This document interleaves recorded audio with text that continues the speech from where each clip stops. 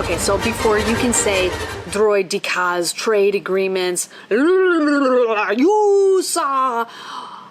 At least I gotta take you on a journey as I try to defend the Phantom Menace. I brought notes. Whew. Star Wars is about an invisible force that somehow brings together a couple of heroes to save the galaxy from an evil empire. But what is this invisible force? It is perfectly symbolized in the presence of Qui-Gon, an entity that is invisible to the rest of the saga because we didn't know he existed. But he single-handedly brought together all of the pieces for everything to happen. Whoa. He trains Obi-Wan. He saves Annie. He puts Obi-Wan and Annie together so that he can continue to get the training. He makes Annie evil by taking him away from his mother way too soon. He gets Padme in the mix so that they can start to build their relationship and, you know, spawn the saviors of the galaxy. It takes him from his, takes him from his mother too soon, making him vulnerable and setting him off to the path to the complete dark side by leaving his mother all ready to be, you know, attacked and stuff. All on his quest to bring balance to the Force, but he didn't know what side he was bringing balance to. So, it was a tough position for the film to be in because as a kid's film, or at least an all-ages film, it has to bring the story into a dark place for the next trilogy to start from. So those heroes have something to do. So how do you make it subtly dark but still feel like a winning adventure so that kids and families can like it and stuff?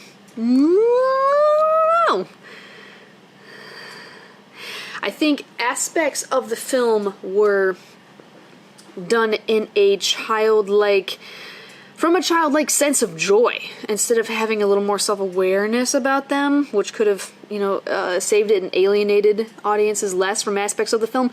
But that's Star Wars. It is the thing. It's not tongue-in-cheek. It's not really the style. Take it or leave it. One thing I really like about this film is that every character has an extreme journey. Nobody ends at the same place they started off from. Here's a list. I have a list.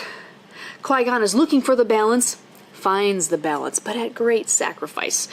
Obi-Wan starts as a Padawan, becomes a master, has a Padawan, you know what I mean? Jar Jar is a clumsy, banished Gungan turned army general clumsy Gungan. Shmi is the mother of a gifted child, and she has to relinquish that child. Watto is a greedy shop owner, a successful gambler, loses everything. Queen Amidala, young queen of a country at peace, then a country at war. Anakin, slave to free. Haha. Even 3PO being like worked on and created by a child genius, then just left alone. So this film breaks some storytelling modes, which is one of my favorite things about it. Who's it about? Who's the main character? Qui-Gon? Probably. But there's more like 4 main characters. There's Qui-Gon, Obi-Wan, Annie, Padme / the Queen, and like Jar Jar is obviously up there and like the main thing. So it's like an ensemble film, but not a traditional ensemble where people come together from all different parts of space in an eclectic group to unite in a single situation, like your Magnificent Seven, Ocean's 11, Bridesmaids, what have you. These characters all have different agendas, and they loosely intertwine with their journeys, and then flip page. And then they kind of come together, work together a little bit, and then go back off on their separate ways or die.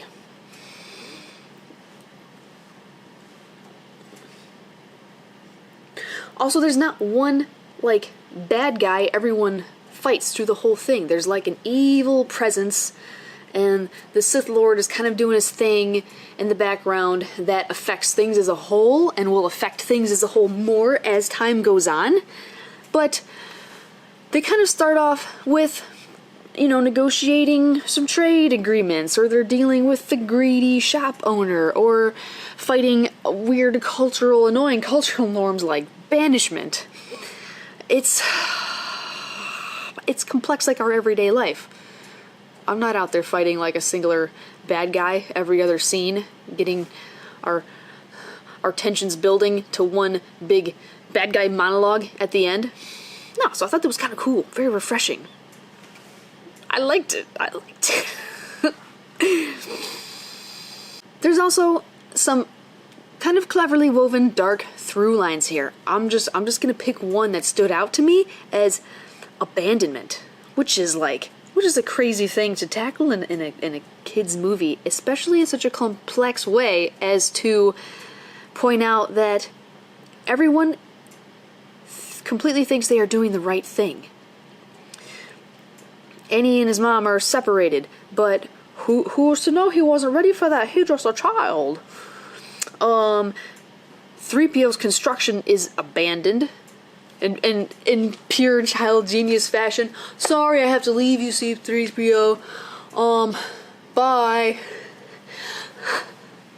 No wonder that droid is so neurotic. Obi-Wan's master is slain before he wants him to be, I'm sure, before he's ready. Even though he says, like, I am ready to take the trials. Like, he's still like, Master, don't leave me. And by the end of the movie, Annie loses his mom, his first master, and his first young love. It's a lot of stuff. It's a lot of stuff to feel has left you. By the end of the film, Obi-Wan's karmic path is really set. The whole atoning for the sins of the father thing. He sits idly by as Qui-Gon takes a child from his home and leaves this home broken and the slavery there to just happen, and spends all the rest of his life dealing with the consequences of what he was a witness to but did nothing about. For what? To get higher in the ranks of the church? I mean, the Jedi Council?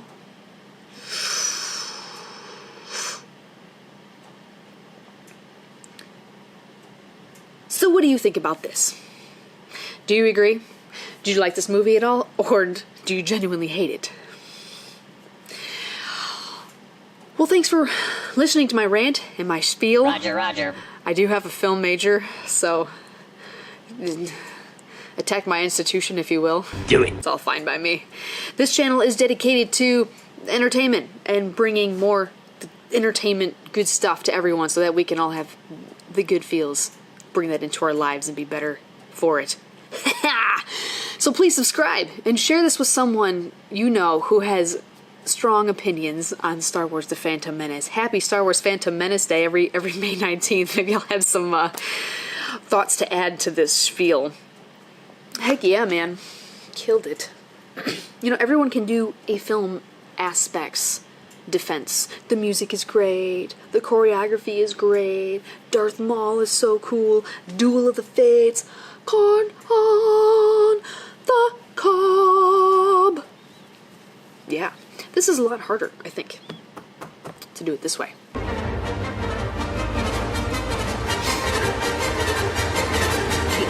Take care now. Bye-bye.